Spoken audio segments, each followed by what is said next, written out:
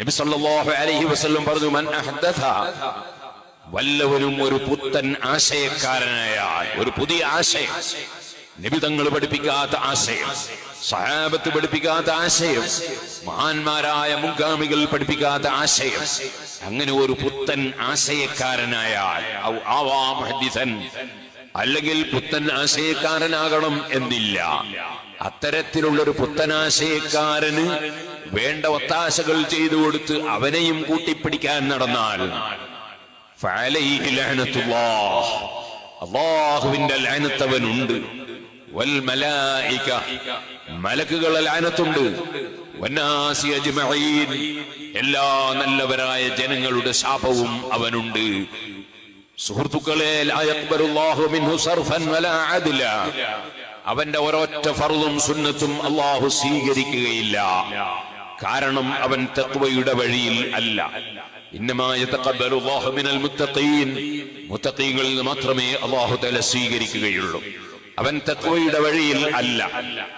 സുബ്ഹാനല്ലാഹ്, സ്വർഗ്ഗത്തിൽ കടക്കണോ? ഉഇദ്ദത്തിൽ ലിൽ മുത്തഖീൻ, അത് മുത്തഖീങ്ങൾക്ക് തയ്യാർ ചെയ്ത ഭവനമാണ്. അത് പുത്തൻവാദികൾക്ക് ലഭിക്കുകയില്ല. ഇതെല്ലാം പരിശുദ്ധ ഖുർആൻ നമുക്ക് വ്യക്തമായി പഠിപ്പിച്ചു തന്ന ആശയമാണ്. അതുകൊണ്ട് തന്നെയാണ് മഹാന്മാരായ പണ്ഡിതന്മാർ നബി സല്ലല്ലാഹു അലൈഹി വസല്ലം തങ്ങളെ പിന്തുടരുന്നവർ എന്ന അർത്ഥത്തിൽ അഹ്ലുസ് സുന്നഹ എന്നും, ആ നബി തങ്ങളുടെ സഹാബത്തിനെയും അവിടെ നിങ്ങോട്ടുള്ള എല്ലാ മഹാന്മാരായ മുഅ്മിനീങ്ങളെയും പണ്ഡിതന്മാരെയും പിന്തുടരുന്നവർ എന്ന നിലക്ക് വൽ ജമാഅ, മുസ്ലിം കൂട്ടായ്മ സ്വീകരിക്കുന്നവർ എന്ന് യഥാർത്ഥ മുസ്ലിമീങ്ങൾക്ക് അഹ്ലുസ് സുന്നത്തി വൽ ജമാഅ എന്ന് പേര് വെച്ചിട്ടുള്ളത്. അതാണ് യൗമ തബിയദ്ദു വുജൂഹുൻ വതസ്വദ്ദു വുജൂഹ്, ഖിയാമത്ത് നാളിൽ ഒരു വിഭാഗത്തിന്റെ മുഖം സന്തോഷം കൊണ്ട് വെളുക്കുകയും പ്രകാശിക്കുകയും വേറൊരു വിഭാഗത്തിന്റെ മുഖം കറുത്തിരുണ്ടു പോവുകയും ദുഃഖം സഹിക്കാൻ കഴിയാതെ കറുത്തിരുണ്ടു പോവുകയും ചെയ്യുന്ന ഒരു സമയം വരുമെന്ന് ഖുർആൻ പറഞ്ഞപ്പോൾ, അതേ തബിയദ്ദു വുജൂഹു അഹ്ലിസ് സുന്നത്തി വൽ ജമാഅ, മഹാന്മാരായ ഖുർആൻ വ്യാഖ്യാതാക്കളായ സഹാബികളുടെ തഫ്സീറാണ്.